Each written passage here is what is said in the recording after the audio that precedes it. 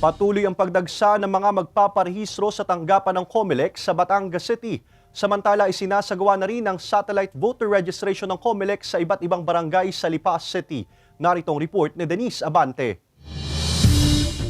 Patuloy ang pagdagsa ng mga magpaparehistro sa tanggapan ng COMELEC sa Batangas City kaninang umaga. Sa tala ng COMELEC, umaabot na sa mahigit 170 ang nakapagparehistro na sa kanilang tanggapan simula pa kahapon. Naging maayos naman daw ang sitwasyon sa opisina ng COMELEC ngayong ikalawang araw ng voter registration. Wala pang ibinigay na petsa ang COMELEC kung kailan at saan sila magsasagawa ng satellite voter registration sa lungsod.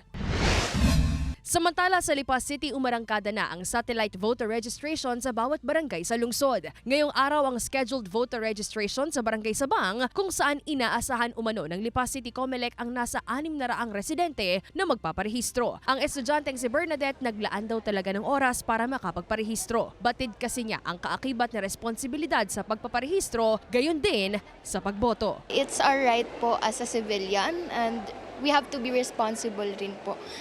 Siyempre, lahat naman tayo may part sa society and we have to play that role. Malaking tulong naman daw para sa residenteng si Jasmine na inilapit na sa mga barangay ang voter registration. Mas malaking bagay pa dito na lang po. Yan.